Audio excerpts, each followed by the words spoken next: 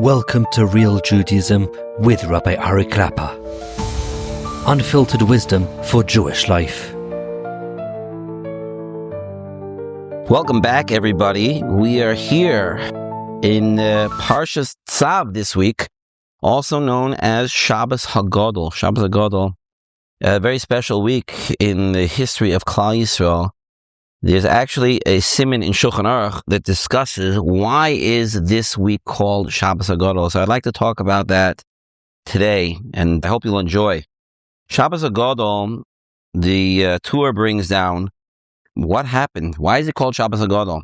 So many of you probably know the story, but Shabbos HaGadol was Yud Nisan. On Yud Nisan, back when we, the Jewish people, were about to leave Mitzrayim, HaKadosh Baruch Hu told Moshe Rabbeinu, tell the Jewish people, tell Klal Yisrael, to go and take a sheep and bring it and tie it to your beds, to get ready to bring that sheep to be the Korban Pesach.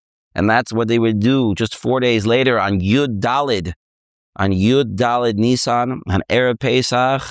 They shechted it, they brought the first Korban Pesach, they put the blood on the doorposts, and they went inside, and that night was the first Leil Seder, the first night of Pesach and the night of Makas B'choros. That Shabbos before Yud Nisan was when they took that sheep. And the Torah says, what was so great about doing that? So he brings a Maisa based on the Medrash that when the Jewish people took the sheep, the sheep was the Avodah Zarah of the Egyptians. It was the pagan god, or one of the pagan gods of the Egyptians. And the Egyptians saw that they were taking the sheep, and they asked them, why are you taking the sheep?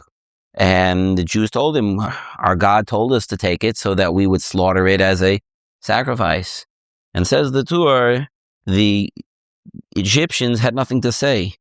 Their shineim kehos, their teeth were on edge, that their God was going to be slaughtered, and they did nothing. They could do nothing about it. And it was a great miracle that nothing happened to the Jewish people.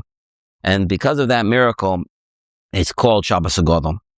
Now, many of the Mepharshim here ask a very interesting question. They say, in the Torah, it says that Hashem told Moshe, tell Klal Yisrael on Yud Nisan to do this. It does nothing about Shabbos. There's nothing at all about Shabbos in the Torah. Why do we celebrate the Shabbos before as Shabbos HaGadol? Why don't we celebrate Yud Nisan? Whenever Yud Nisan falls out, if Yud Nisan falls out on a Tuesday, on a Thursday, whenever Yud Nisan says, that should be the day that we commemorate for this great miracle. Why is it Shabbos? It happened to be that year it fell out on Shabbos. But why is the connection to Shabbos HaGadol, the great Shabbos?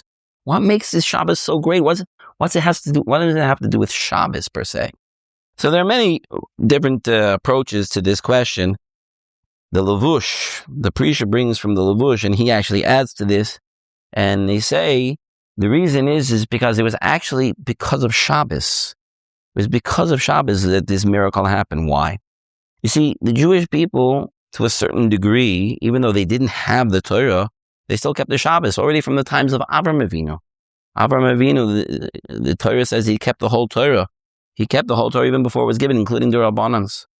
And dealing with an animal, touching an animal, moving around an animal on Shabbos, certainly a non-domesticated animal, is muksa. How could the Jewish people have done that? And that is exactly the reason why the Egyptians asked, because the Egyptians knew that Bnei Yisrael kept Shabbos. They knew. So they asked, how you claim to keep Shabbos, how are you moving around these animals? It's because they kept Shabbos that the Egyptians asked. And similarly, the Drisha actually answered this, instead of saying it was muksa, rather it was the tying. And tying is a malach on Shabbos, kosher. And they didn't know the difference between a kesher shel kayamo and a shel kayamo. But lemaisa, they were asking because they saw Klal Yisrael doing something on their Shabbos that they normally would never do. So really, the whole question of the Egyptian only came about because it was Shabbos. But I'd like to share with you an even deeper answer. That was a very nice, beautiful answer from the Levush and the Drisha. But the Drisha here on the Torah actually adds another layer, a beautiful layer to this. He says that it had to specifically be Shabbos. See, Shabbos is the day of HaKadosh Baruch Hu. Shabbos is the day that HaKadosh Baruch Hu lets us know He's here in this world. We go through the 6 days of the week and we work, and it's symbolic of the 6 days that HaKadosh Baruch Hu created the world. It's an amazing thing if you think about it. Time is measured astrologically, and it has been for generations, for thousands of years. We measure time based on the movement of the earth with regards to the earth's surroundings. So, for example, historically, a month has been based on the moon. And this is not just in the Jewish calendar, in many calendars in the Far East and in Islam, they also had a new calendar, the month based on the moon, because it makes sense that the moon waxes and wanes, it grows and it shrinks over the course of a month. And the year goes based on the constellations. There are 12 different constellations, and depending on the way the earth is moving at that particular time in that place, you'll see a different constellation. And it has a cycle that lasts for a year. And a day, obviously, also is the daylight and the nighttime. The only measure of time that is not astrological is the week. There's no reason, based on the movement of the earth, to have a week. A week comes from creation. It comes from the fact that HaKadosh Baruch Hu created the world. So therefore, it is very appropriate to have Shabbos be the day that HaKadosh Baruch Hu is going to show himself. And the truth of the matter is, in my Shir, Shabbos Malchus, I very much encourage everybody who wants to enhance their Shabbos to listen to that Shir.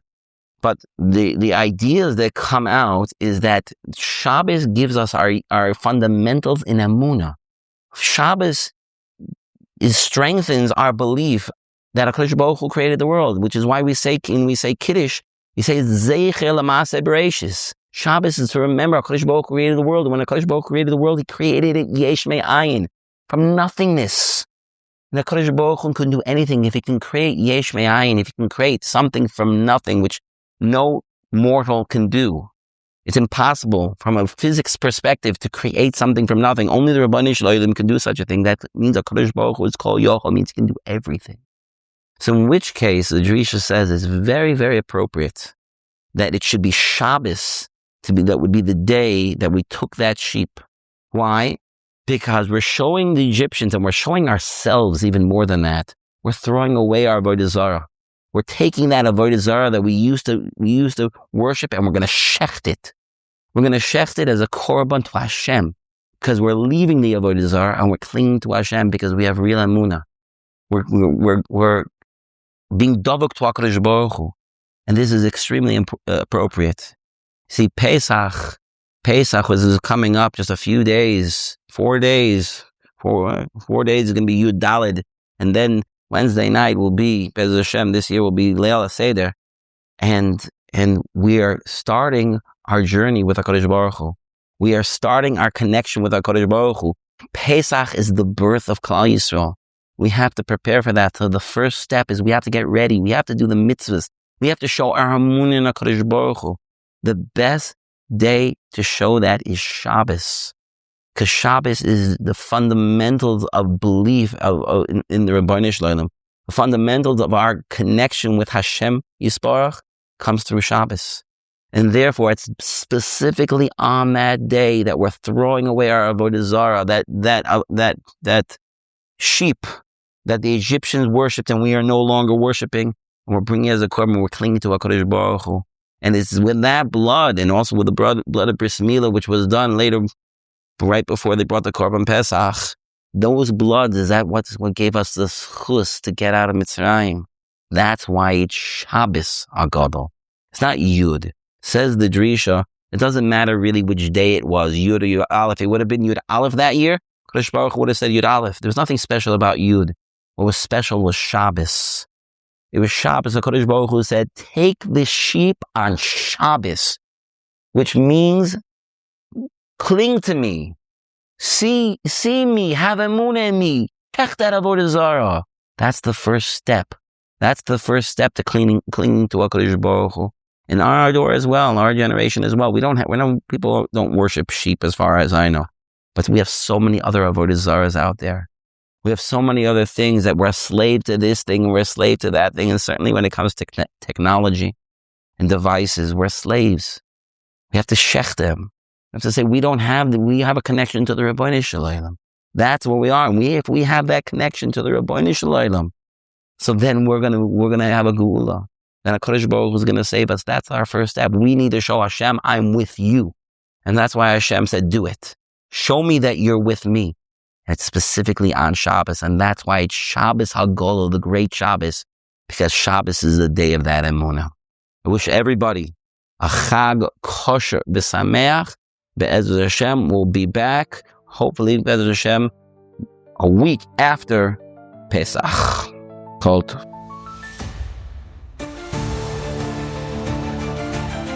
Thank you for joining Real Judaism, where we explore Torah's wisdom for real life. Created by J Foundations and produced by Eli Podcast Productions. Find more episodes at realjudaism.org and subscribe wherever you listen to podcasts.